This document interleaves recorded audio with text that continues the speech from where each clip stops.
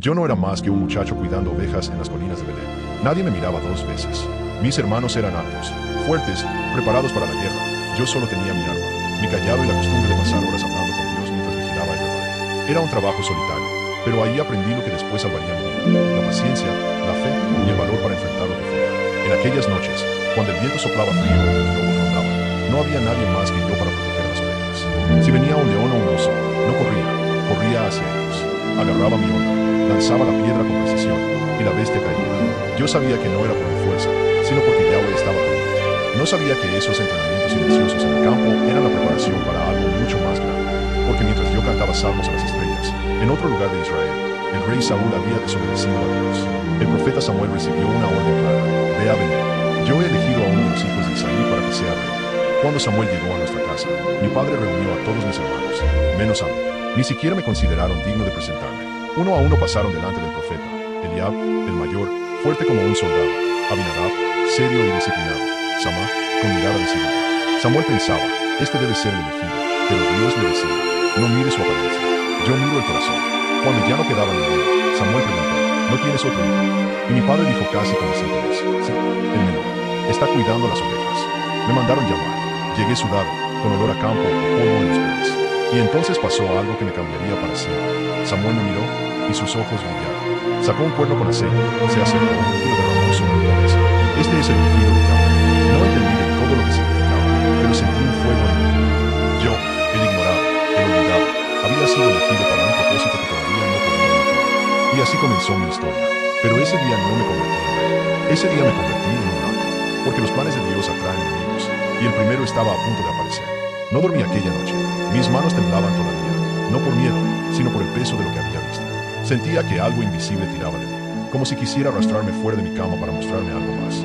Cerré los ojos, intentando descansar, pero la oscuridad detrás de mis párpados no era silencio, era un escenario.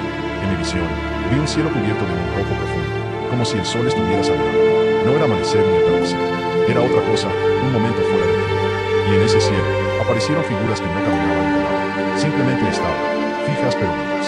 Algunas brillaban como oro fundido, otras parecían hechas de sombra.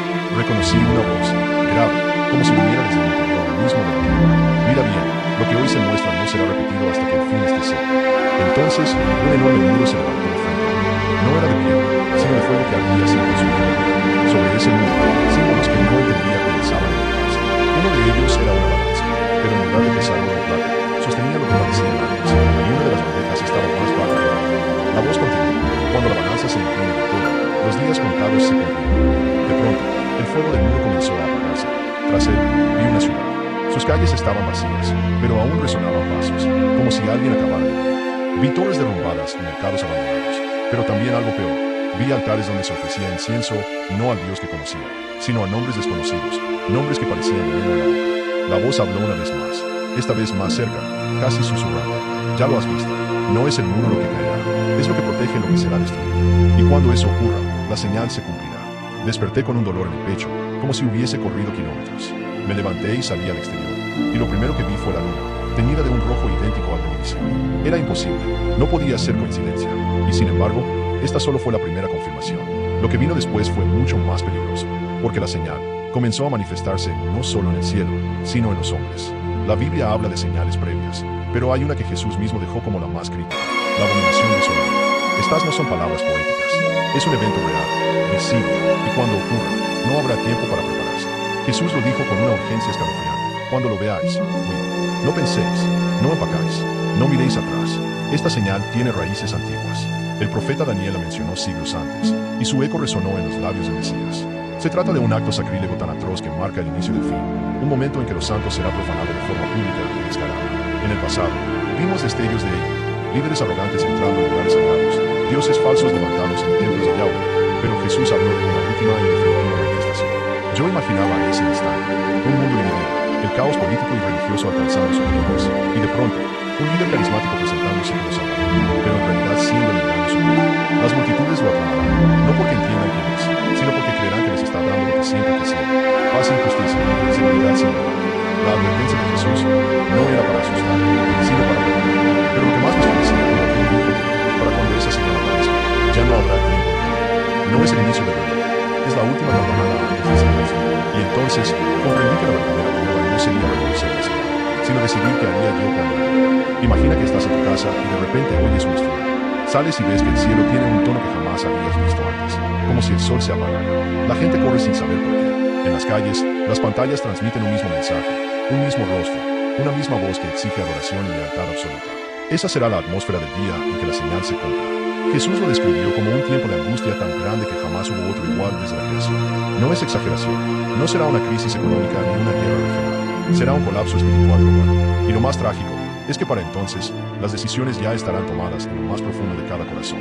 En ese momento, ya no habrá espacio para voy a pensarlo o quizás más adelante. La fe no se improvisa en medio de la tormenta, se forja antes de que llegue. Los que hayan vivido indiferentes a la advertencia quedarán atrapados en el miedo. Los que hayan tomado en serio las palabras de Jesús sabrán que es la hora de actuar, aunque cueste todo. Recuerdo que, mientras meditaba en esto, una imagen me golpeó. Noé cerrando la puerta del arca, y los gritos afuera mientras caían las primeras gotas de lluvia. Así será el último día antes del punto sin retorno. Pero esta vez, no habrá agua, habrá fuego. Lo más fuerte de todo no es la señal en sí, sino lo que viene después. Jesús dijo que, tras ese momento, vendrían días en los que el amor de muchos se enfriaría. El engaño será tan perfecto que incluso los que se creían firmes podrían caer. Pero también dijo algo que me llenó de esperanza. El que persevere hasta el fin, ese será salvo. Este no es un llamado al pánico, sino a la preparación. A vivir cada día como si fuera el último antes de la señal. A no esperar a que el mundo se derrumbe para buscar a Dios. Porque cuando la señal aparezca, ya no habrá predicaciones, ni advertencias, ni segundas oportunidades. Será el inicio del cierre de la historia de la humanidad tal como la conocemos. Yo decidí que no viviría con miedo, sino con alerta. Que mis manos no estarían ocupadas en cosas pasajeras cuando Él regrese, sino en lo que Él me mandó a hacer. Y entendí que la mayor tragedia no será el desastre mismo, sino la gente que dirá, si tan solo hubiera escuchado a Dios.